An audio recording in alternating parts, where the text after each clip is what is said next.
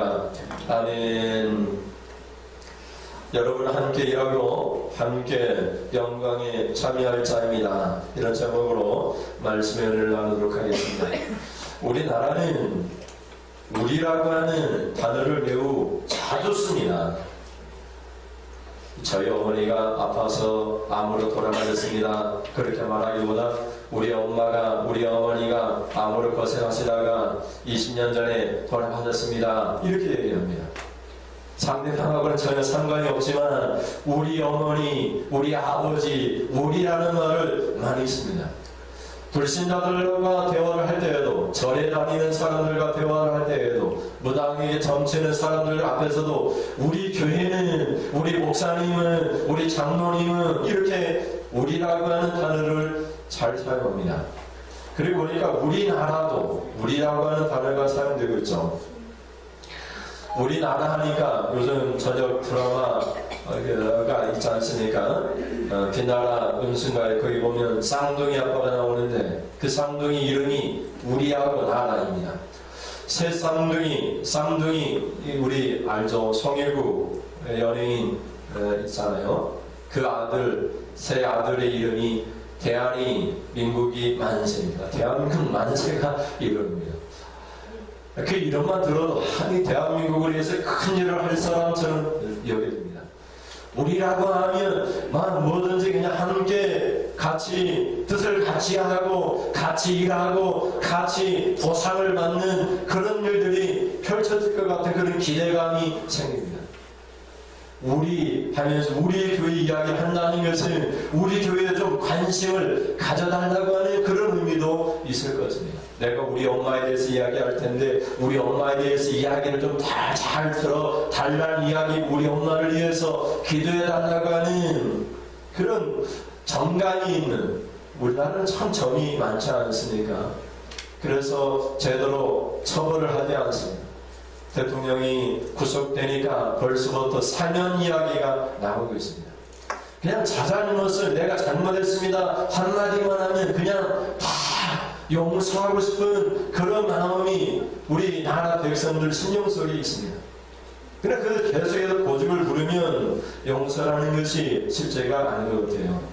독일의 신학자 디틀리트 보네퍼라고 하는 신학자가 있는데, 보네퍼는 나와 너라고 하는 리운트 디라고 하는 나와 너라고 하는 책에서 이렇게 표현을 했습니다. 예수님을 만나면, 인격적으로 예수님을 만나면 그때부터 예수님은 그것에 불과했는데 예수님은 그때부터 너로 다가옵니다. 그것은 아무런 감정이 없는데 너로 다가오는 그분은 나를 사랑하시고 나를 위하여 죽으신, 나를 위해 근심하시고 나를 사랑하시는, 나를 염려하시는 분으로 다가옵니다. 그것이 인격적인 만남이라고 얘기합니다. 근데 예수님을 만나지 못하는 사람들은 나는 있지만, 나는 인격적인 감정도 있고 화도 있고 분노도 있지만 슬픔도 있지만 예수님은 감정도 없고 아무것도 아닌 그것에 불과합니다. 에어라고 하는 그것에 불과합니다. 우리가 예수님을 믿으면서 신앙생활 할 때에는 예수님이 너로 다가옵니다. 절대적인 당신으로, 건져갈 수 없는 분이지만 이 땅에 임마누엘 하나님으로 오신 인격적인 하나님으로 나와 교제하시는 분으로 다가옵니다. 근데 여러분, 예수님을 믿으면서 예수님 아직도 그것에 불과한 사람들이 너무나 많습니다. 예수님의 인격적인 하나님이 아니라 단지 그것에 불과합니다. 무생물에 불과합니다. 예수님은 감정도 없고 지식도 없고 의지나 뜻과 계획도 없는, 있다 할지라도 나에게는 그것이 없는, 그런 것이 없는 당신으로 다가오지 아니하는 그냥 사물에 불과한 것입니다. 어제 카톡으로 저희 동기 목사님이 사랑의 교육하는 목사님 제자훈련 책자에 보면은 하나님, 예수님, 성령님 인격과 인격에 대해서 알아봅시다. 이렇게 이제 제자훈련 책자를 보면서 목사님 인격하고 인격이 뭡니까? 이렇게 질문을 하셨습니다. 그래서 여러분들이 우리 목사님들이 다 배운 내용이지만 시간이 많이 지나가니까 이게 생각이 나지 않는 것 같습니다. 그래서 제가 말씀드렸습니다. 인격은 지정의입니다. 인격적인 만남이라고 하는 것은 하나님의 지식, 하나님의 감정, 하나님의 뜻과 계획이 뭔지를 아는 것을 인격적인 만남이라고 해요.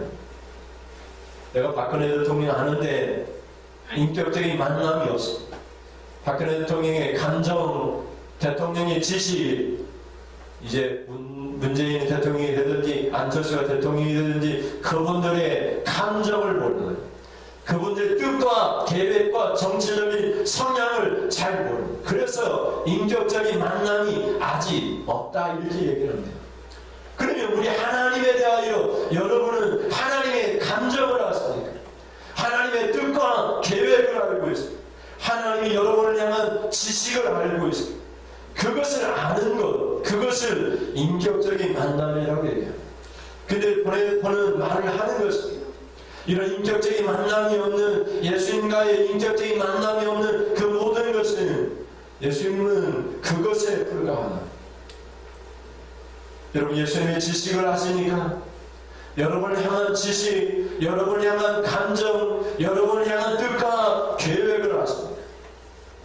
오늘도 지금 이 시간에 예수님이 여러분을 바라보면서 느껴지는 감정, 슬픔, 분노, 그것을 아십니까? 목사님이 여러분을 바라보면서 졸거나 예배에 지각하거나 그때 느껴지는 목사님의 감정이 아니라 여러분 지금 예배를 드릴 때 여러분의 죄 때문에 십자가에 피 흘려 죽으신 그 예수님의 감정을 여러분이 아십니까? 그것을 아는 것을 믿음이라고 해요. 그것이 인격적인 만남이라고 해요. 집안에서도 아내나 남편이 아내의 감정을 알면 어떻게 아내를 기쁘게 할까?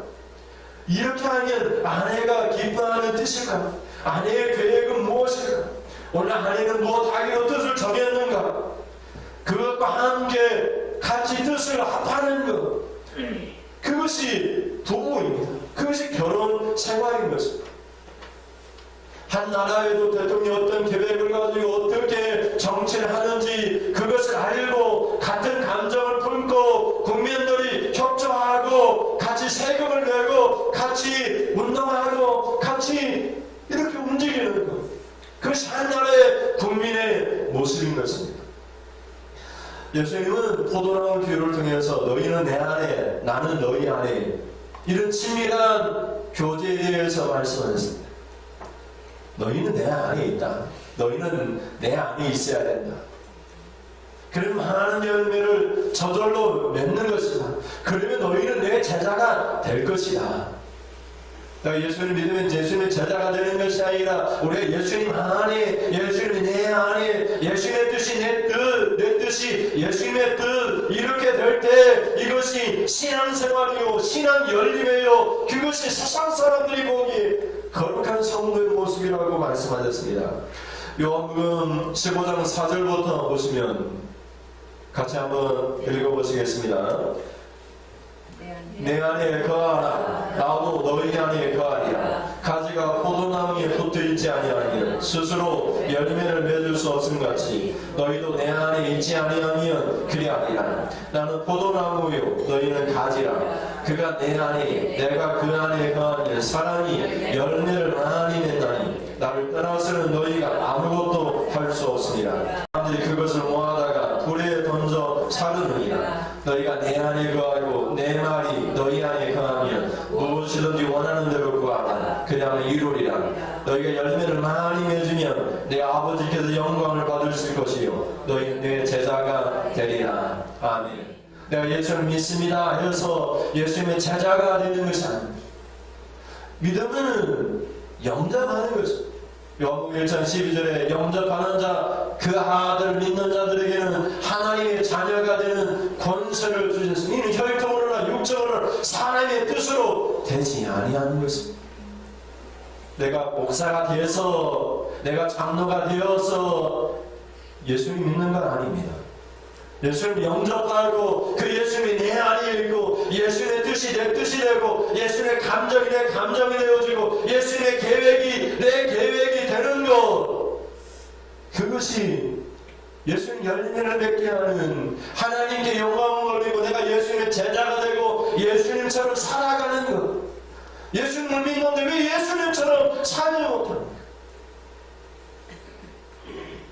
예수님은 그것에 불과, 예수님은 감정도 없고 예수님은 지식도 없고 나를 전혀 모르고 나에 대한 감정도 없고 나에 대한 뜻과 계획도 없으신 단지 사물에 불과한 그것으로 보기 때문에 그렇습니다. 예수님은 다가오시는 절대적인 너희입니다. 인격적인 만남으로 다가오신 나에 대해 너무나 잘 알고 계시고 나에 대해 너무나도 감정이 풍부하시고 나에 대하여 너무나도 뜻과 계획을 갖고 계신 분입니다.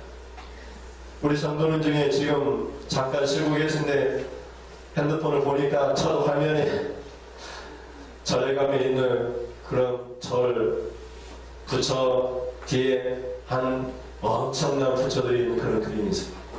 그래서 제가 말씀드립니다. 아이고 예수님도 믿고 부처도 믿고 그러면 안 됩니까? 그러니까 한번 생각해 보세요. 결혼했는데 남편이 다른 집 여자 지나간 아가씨 기웃거리면 됩니까? 내가 예수님을 영접했는데 이곳 기울이고 저곳 이렇게 눈으로 이렇게 보는 것은 그것과 같습니다. 나는 지금 예수님을 영접하고 예수님과의 이런 그런 관계 속에 인격적인 만남 속에 있는 거죠. 하나님은 구약 성경에서 그런 것을 볼 때 하나님은 질투하시는 하나님이라고 말씀하죠. 다른 것들을 더 사랑하는 것들을 다 하나님은 질투한다고 말씀하죠. 오늘 본문을 보면 하나님께서 베드로 사도를 통해서 1절에 이렇게 말씀합니다. 너희 중 장로들에게 권하노니 나는 함께 장로된 자요 함께 그리스도의 고난의 증인이요 함께 나타날 영광에 참여할 자니라. 이렇게 말씀을 하고 있습니다. 여러분 여기 이렇게 모여서 예배 드리는데 주인은 천국 가고 옆에 있는 회원이는 지옥 가면 되겠습니까? 함께 교회 다니고 함께 찬송하고 함께 봉사하다가 함께 천국 가야 되지 않겠습니까? 회원이는 하나님께 상을 받는데 주인은 아무 상도 못 받고 천국 가면 되겠습니까? 베드로 사도가 이것을 말씀하고 있습니다. 오늘 본문에서는 장로들을 염두에 두고 있지만 이 말씀은 사도인 베드로 사도가 장로들에게 권하는 사는 말씀이기 때문에 오늘 우리에게 이렇게 적용됩니다. 여러분 집사님들에게 말씀합니다. 권면합니다. 여러분은 나와 함께 집사된 자들입니다. 우리 주일학교 학생들에게 권면합니다. 여러분은 나와 함께 나도 여러분과 함께 학생입니다. 이런 말씀. 자신이 사도임에도 불구하고 자신을 낮춰서 전략적으로 자신이 장로라고 여러분과 함께 장로된 자라고 그렇게 말씀을 하고 있습니다. 그러면 첫째는 여러분 교회 안에서는 함께 장로된 자라고 베드로 사도가 한 이 말의 의미를 우리가 깊이 깨달아야 됩니다. 여러분 우리는 무슨 일을 할 때마다 교회 안에서 봉사를 하고 누가 교회를 청소할 때 다가가서 뭐라고 얘기해야 됩니까? 내가 목사인데 집사님은 청소하세요 이렇게 말을 하는 것이 아니라 저도 토요일날 와서 청소하면 그냥 그러려니 하고 지나갑니다만 베드로 사도가 이렇게 권면하는 거예요. 집사님 수고하십니다. 집사님과 함께 나는 집사님으로서 함께 청소합니다. 비록 순번을 정해서 이렇게 하긴 하지만 이런 의미로 베드로 사도가 장로들에게 권면하고 있습니다. 그리고 여기서 중요한 것은 함께라는 것이죠. 함께. 우리 주일학교 학생들이 우리 학생회에서 주일날 오후에 앞에 나와서 못하는 찬송을 앞에서 짧은 시간에 배워서 찬송할 때에는 여러분들이 아이고 모르는 찬송하네 입이 잘 열리지도 않는데 오히려 너무나 모르는 찬송하는 생각하지 마세요. 베드로 사도서는 우리는 함께 찬양팀인데 우리는 함께 찬양하는 사람들인데 우리 권사님이 새벽에 나와서 기도하면 여러분 바쁜데 무슨 기도냐 이렇게 생각하지 말고 이렇게 말을 해야 됩니다. 우리는 함께 기도하는 사람들인데 우리가 함께 기도해야 되는데 함께 기도하면 되는데 베드로 사도가 장로들에게 그렇게 권면하고 있는 말씀입니다. 책방에서 봉사를 하거나 교회 청소를 하거나 또 부흥회 때 연합회로 부흥회를 열거나 또 다음 주에는 부활절 오후 연합예배로 드립니다. 그러면 우리는 이렇게 말할 수 있어야 된다. 여러분 우리는 무동교회 성도님들 여러분 무월중앙교회 성도 여러분 여러분과 함께 우리는 예수 믿는 사람들입니다. 우리는 우리 교회에서 연합예배를 드리는 것과 똑같이 그런 열정과 정성을 가지고 그런 하나님 앞에 봉사하는 마음으로 가서 여러분이 무월중앙교회 가서 비록 교회는 아니라 할지라도 가서 제발 정리하고 인사하고 축하하고 여러분과 함께 나는 무월중앙교회 성도입니다. 그런 마음으로 함께 그렇게 일하라는 거죠. 왜 그렇습니까? 이것은 우리 교회의 일이 아니요 목사님의 일도 아니요 이것은 예수님의 일이기 때문에 그렇습니다. 예수님 비유를 통해서 교회를 포도원이라고 해요. 포도원에서 포도를 심고 포도를 가꾸고 포도를 수확하는 이 일에 우리가 참여하는 자입니다. 그 예수님의 일입니다. 우리는 우리의 일이 아닙니다. 예수님의 일이지만 예수님께서 그 일을 우리에게 맡겨주셨습니다.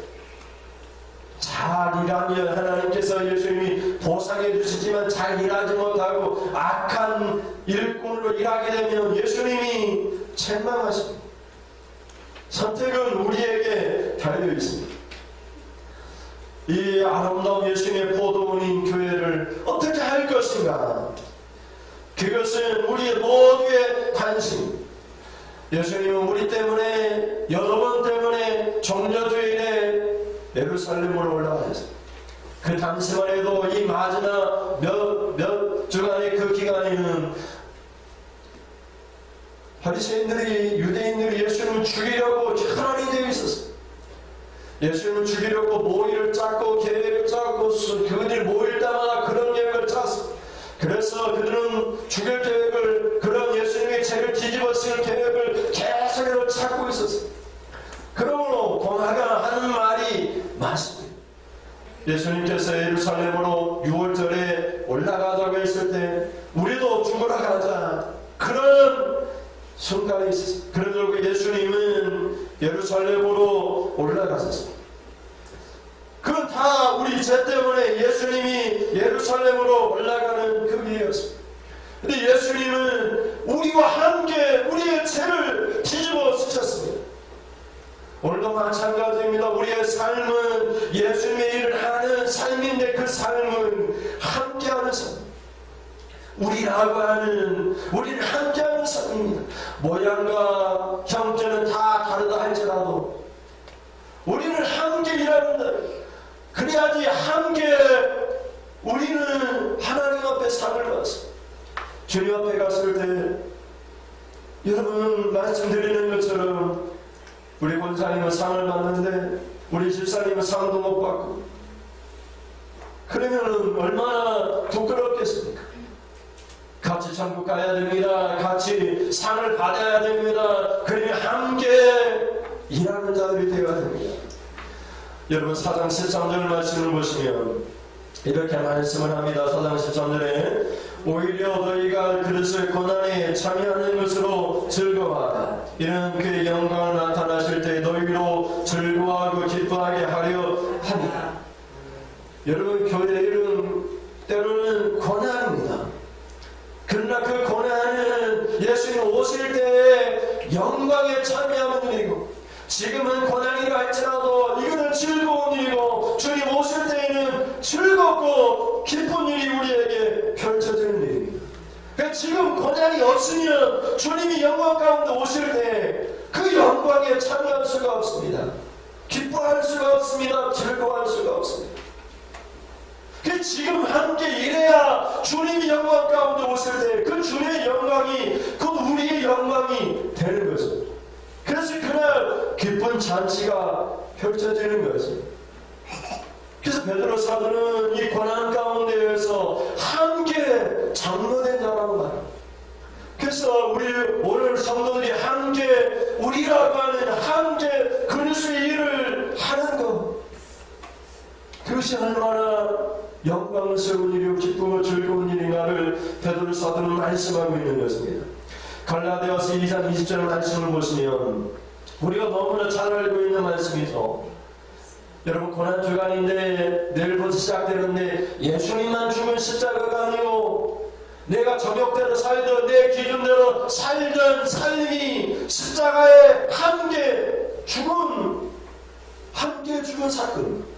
주님의 십자가는 내가 내 정욕을 함께 죽인 십자가. 나는 이미 죽고 내 안에 예수님이 살아 움직이는 그것이 바로 십자가 사건인 것입니다. 한번 같이 읽겠습니다. 내가 그리스도와 함께 십자가에 못 박혔나니 그런즉 이제는 내가 사는 것이 아니요 오직 내 안에 그리스도께서 사시는 것이라. 이제 내가 육체 가운데 사는 것은 나를 사랑하사 나를 위하여 자기 자신을 버리신 하나님의 아들을 믿는 믿음 안에서 사는 것이라. 아이고, 예수님 내 죄 때문에 십자가를 죽으셨대. 금식해야지, 슬퍼해야지, 아무 음식도 먹지 말고 음식을 금해야지, 오락을 금하고. 그것이 고난주간이 아닙니다. 고난주간은 나를 죽이는 사건이요, 내 정욕을 죽이는 사건이요, 사람의 기준대로 살던 나를 십자가에 못 박는 사건. 예수님이 말씀하신 누구든지 나를 따르려거든 자기를 부인하고 날마다 제 십자가를 지고 나를 따라야 할 것이야. 여러분, 고난주간에 새벽 기도하고 새벽 예배 드리고 눈물 흘리면서 금식하면 그 아무런 의미가 없어요. 내가 죽어야만 돼. 내 정욕이 죽고 사람의 기준대로 살던 내가 죽어 없어지고 내 안에 예수님이 사는 것, 내가 육체 가운데 사는 나를 사랑하신 하나님의 아들을 믿는 믿음 안에서 사는 것, 그것이 없으면 아무것도 아니고 그 의식이요 병식이요 아무것도 아니고. 예수를 믿는 것은 내가 죽는 거요, 내 정욕이 죽는 거요. 예수님의 십자가는 나도 함께 죽은 십자가요. 주님만 죽은 십자가가 아니요, 나도 함께 죽은 십자가요.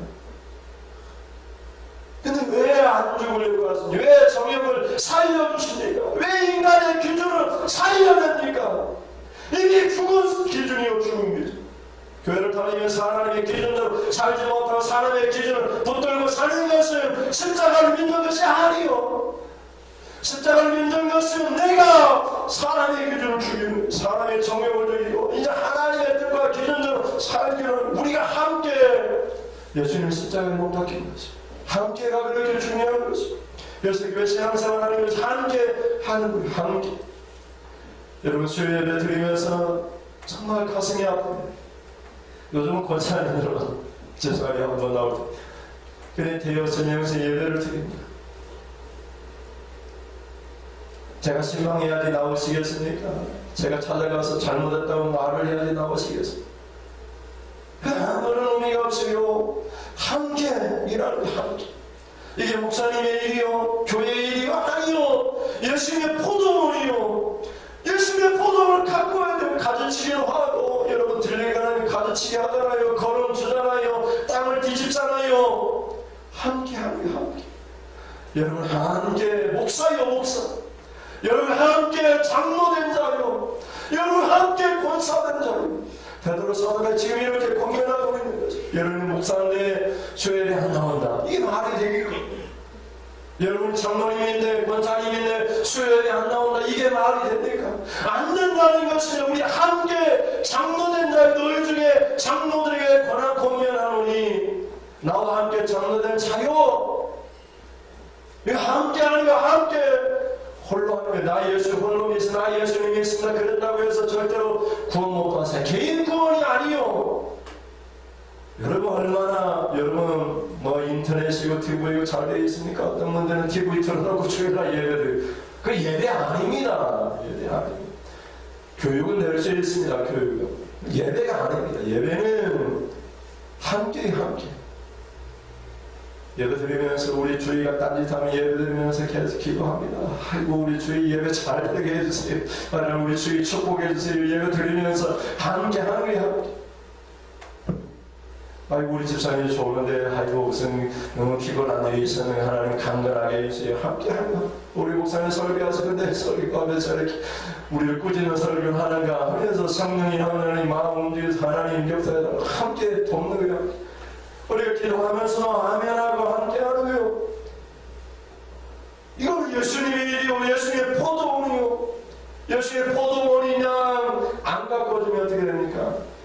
시골에 아버지가 여기 와 계시니까 논은 다 남 내주고 밭이 있는데 밭을 그냥 이렇게 나라 땅이니까 그냥 나무를 좀 심어놨어요. 가보니까 엉망입니다. 가을에 가보니까 풀이며 어디서 떨어져 왔는데 아카시아 나무가 자라나고 막 나무들도 자라나 밭에다 일상만 안 가꿔도 그래요. 교회를 안 가꾸면 그냥 엉망이 됩니다. 어제도 십자가 정탑까지 올라가가지고 이 십자가가 막 이렇게 기울어졌어요. 이게 전에 있던 십자가를 옆에다가 붙여놓으라 올라가가지고 드릴로 구멍 뚫고 다 내려가지고 다시 십자가 한 번 더 감고 그랬어요. 안 가꾸면 안 됩니다. 포도를 가꾸어야 돼요.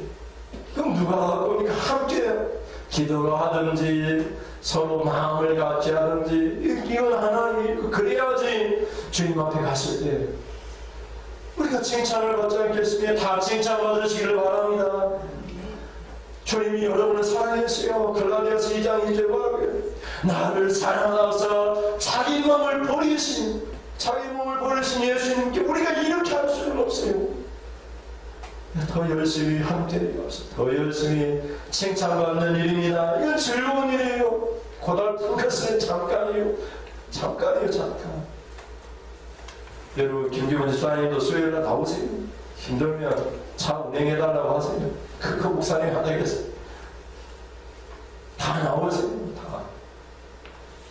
나이 든다고 쉬는 거 아니에요. 나이 든다고 수요일날 쉬는 거 아니에요. 건강한 사람만 수요일날 나오는 거 아니에요. 다 나와야 됩니다. 원하면 차 운행해주세요 해서 다 나오시기를 바랍니다. 둘째는 함께 그리스도의 고난의 증인이라고 말씀합니다. 여러분 예수님 믿으면 첫 번째 나타나는 게 내가 만난 예수님 이야기합니다. 여러분이 선산에 가서 선산시장에 갔는데 처음 본 것이 그런데 그 처음 본 것이 얼마나 값진지 그러면 그걸 목격하고 오면 그 목격하는 것을 말합니다. 지나가다가 교통사고가 빵 하고 났으면 차가 있는데 그 차가 도주했습니다. 그래서 아이고 도저히 그 차량을 아는 사람 목격자를 찾습니다. 그래서 그 기억나는 대로 가서 목격하는 대로 말하는 그 증인이라고 얘기해요. 그 증인은 내가 만난 예수님을 이야기합니다.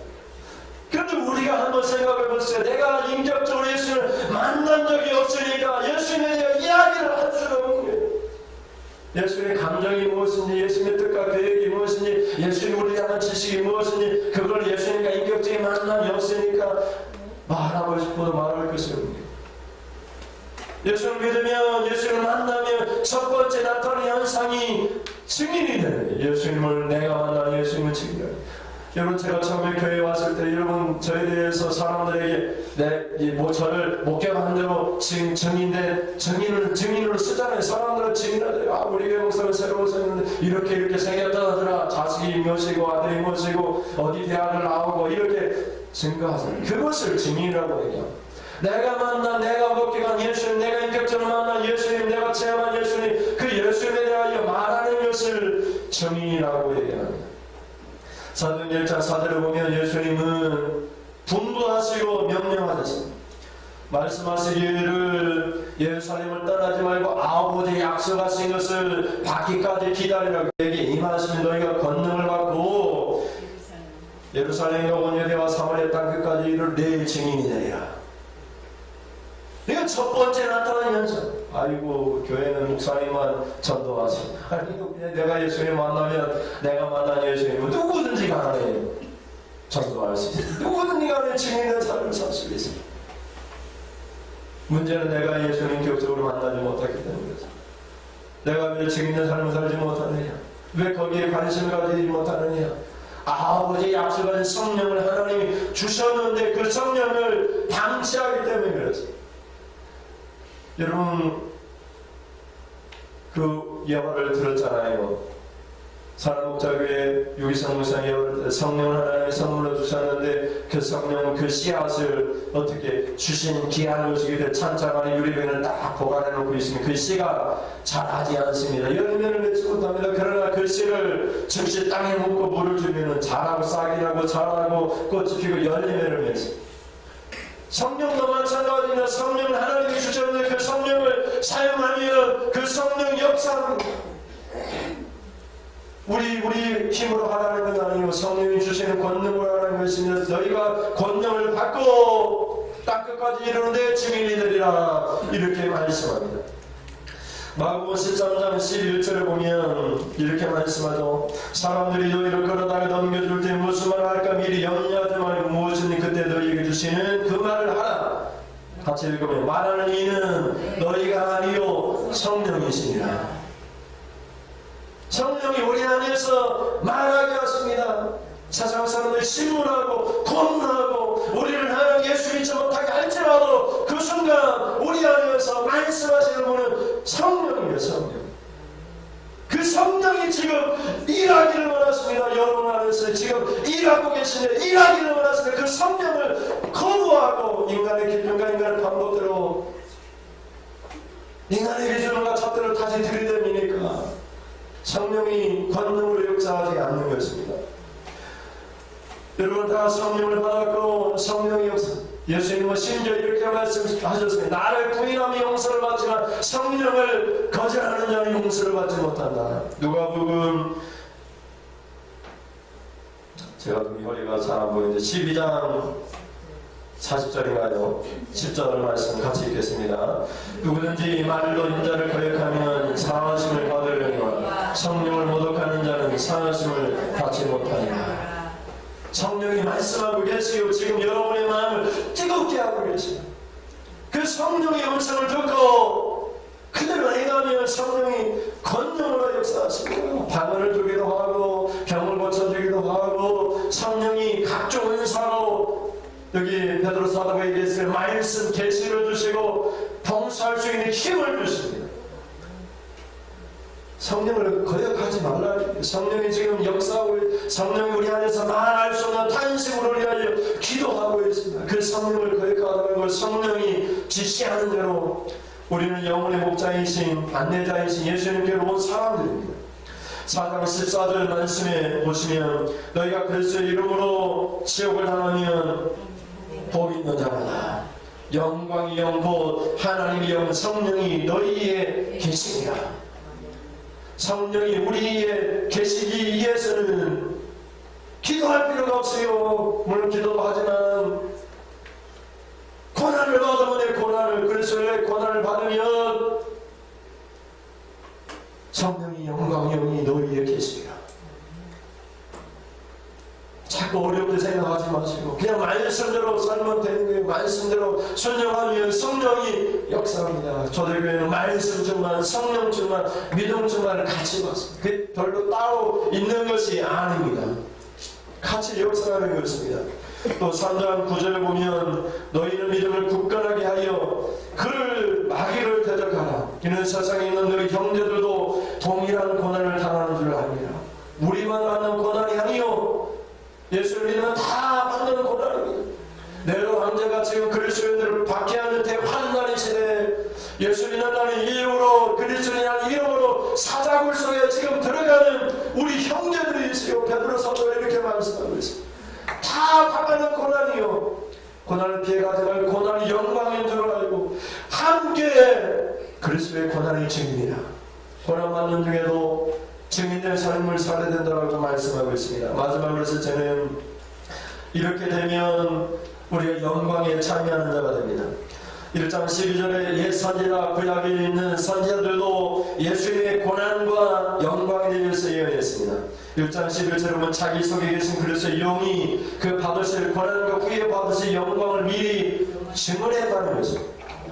예수님이 고난 받으시고 그 후에 영광을 받으실 걸 증언했습니다. 우리 예수 믿는 사람들은 다 고난을 받습니다. 고난이 어렵고 고난이 힘들지만 그 길을 가야 됩니다. 좁은 길로 가야 됩니다. 다른 사람은 다 가지 않을지라도 협착하고 피곤하고 지치고 힘든 길을 하죠. 그 길로 가면 성령이 역사하시고 그 길로 가면 기적이 일어나고 그 길로 가면 하나님이 일하십니다. 살아계신 것을 체험할 수 있어요. 요리조리 피해가면 하나님이 역사하지 않습니다. 우리가 주님을 위하여 여러분 수요일 나오는 것 때문에 고난도 아니지만 고난이라고 생각한다면 고난을 받으세요. 그래야지 하나님이 역사하십니다. 다음 주 오후 예배 때 연합예배 가는 것이 여러분 생각하에 고난이라고 여기신다면 그 고난이 아니지만 고난이 여긴다면 고난에 참여하세요. 그래야지 영광이 여러분한테 있어요. 칭찬이 영광이 연류관이 여러분이 있는 거예요. 여러분들이 다 피해가고 인간의 기준대로 바쁘다고 그냥 다 피해가면 주님 앞에 무슨 말을 하겠습니까? 내가 너희가 기회를 주었는데 너는 뭐 했냐고. 성령도 주고 내가 도울 능력도 있고 다 도와주려고 했는데 그 도움을 다 피해가고 주님 앞에 뭐라고 우리가 말씀을 드릴 수 있겠습니까?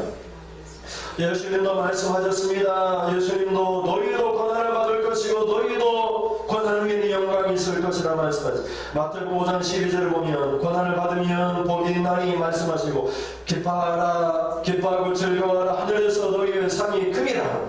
너희 전에 있던 선지자들도 이같이 박해하였느니라. 고난을 선지자들도 받았고 제자들도 받는 것이 누가복음 6장 23절에 보면 같이 읽겠어요. 그날에 기뻐하고 뛰놀라. 하늘에서 너희 상이 크니라. 그들 조상들이 선지자들에게 이같이 하였느니라.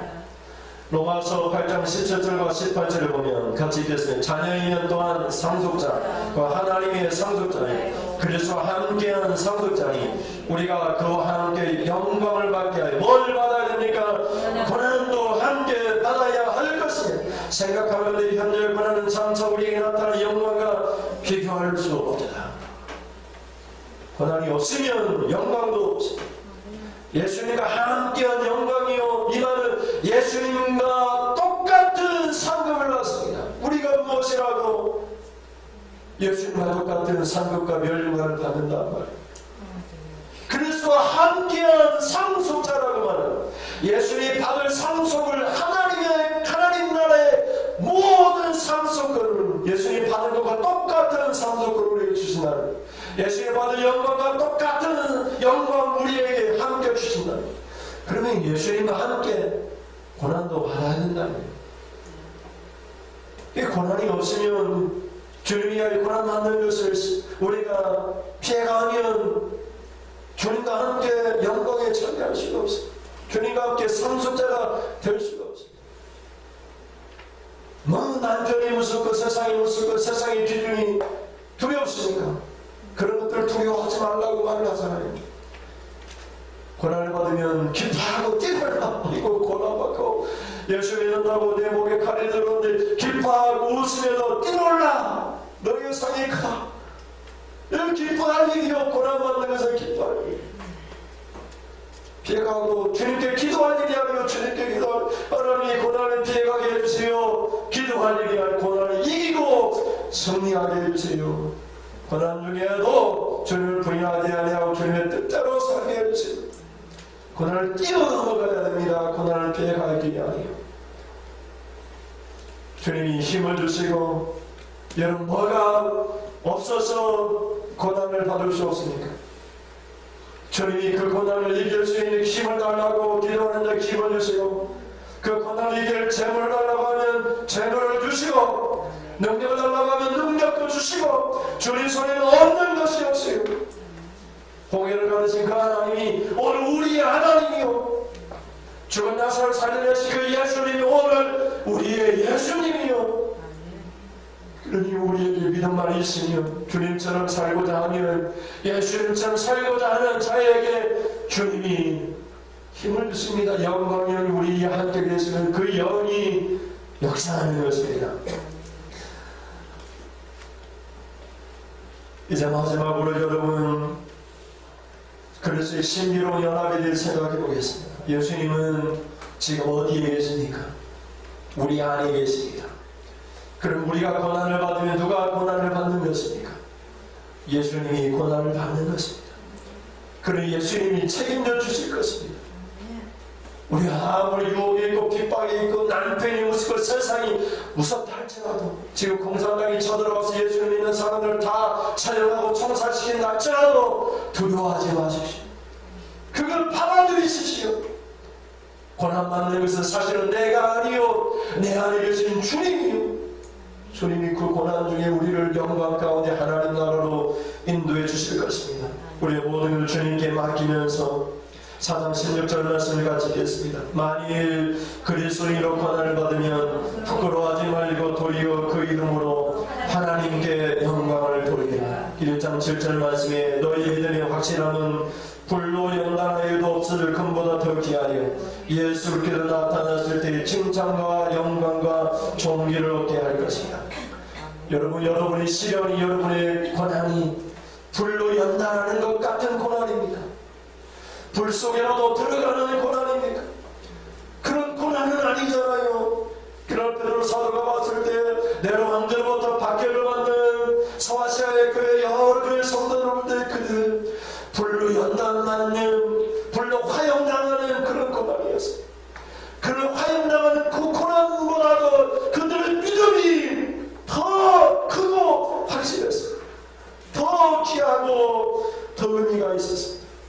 그래서 그런 시련을 통해서 화형을 당하면서도, 보일 것 같은 교훈은 화형을 당하면서도 주님께 영광을 돌리고 그들을 박해하는 사람들을 위하여 용서를 구했습니다.